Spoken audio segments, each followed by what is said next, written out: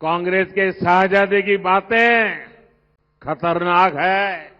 खुद कांग्रेस के लोग इनके कारण कांग्रेस छोड़ छोड़ करके निकल रहे हैं। मीडिया में मेरे बारे में कहते हैं कि पॉलिटिक्स में इंटरेस्टेड नहीं है, नॉन सीरियस है। आपने देखा होगा मीडिया में 24 घंटा नॉन सीरियस के लोग कहते हैं कि हम आरक्षण खत्म कर देंगे और फिर बयान आते हैं नहीं, हम आरक्षण के खिलाफ नहीं है। ठीक है।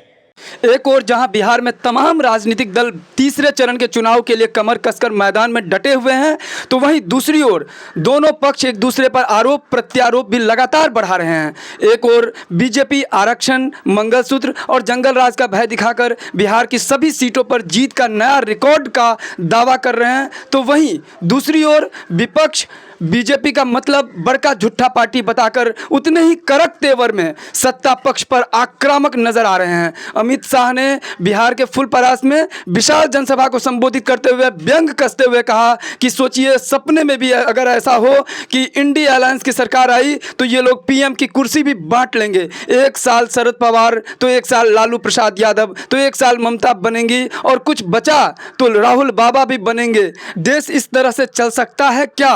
इस विशाल सभा से देश भर के मतदाताओं को आज मैं पूछने आया हूं। ऐसा होने वाला नहीं है। मोदी जी का जीतना निश्चित है। अगर स्वप्न में भी सोच लो, ये घमंडिया गठबंधन, ये इंडी अलायंस अगर जीतता है तो देश का प्रधानमंत्री कौन बनेगा? इनके पास कोई नेता है क्या? जरा जोर से बोलो है। मुझे बताओ, ये लालू यादव जी को देश का प्रधानमंत्री बना सकते हैं क्या?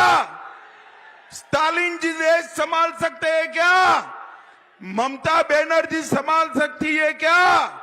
ये राहुल बाबा के बारे में दूर दूर से भी सोच सकते हैं क्या?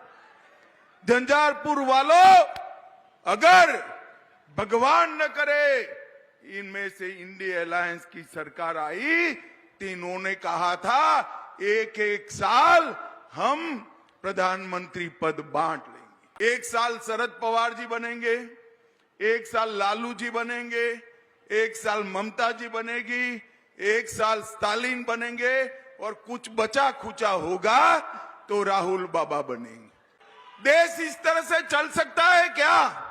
जोर से बोलो, चल सकता है क्या? देश पर कोरोना का संकट आया, इस देश के मजबूत नेतृत्व ने देश को संभाल कर बाहर निकाला। देश पर आतंकवाद का साया था, इस देश के मजबूत नेतृत्व ने, नरेंद्र मोदी जी ने बाहर निकाला देश को।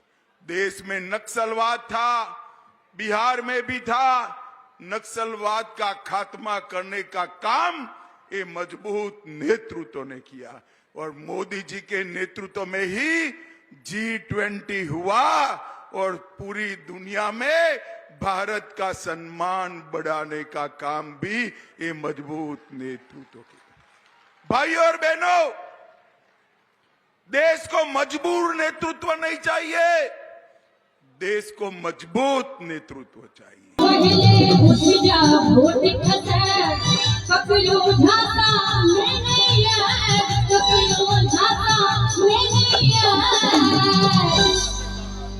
देखियो, अपन वोट अपन अधिकार, हम मतदान के लिए हमारे सर करने चलते हैं, आधा आधा बाजा के चले तो हमरा संगे नहीं बचबे। यहाँ सब अपनी ताकत यहाँ दिखावे, चुनाव करिए अपनी ताकत यहाँ दिखावे, चुनाव करिए। मैं आप लोगों के माध्यम से सभी मतदाताओं से यही अपील करूंगा। हमारे मधुबनी लोकसभा निर्वाचन क्षेत्र में 20 मई को चुनाव है और झंझारपुर लोकसभा निर्वाचन क्षेत्र में 7 मई को है, तो बढ़ चढ़ के इस मतदान में हिस्सा लें, मतदान का प्रतिशत को बढ़ाएं।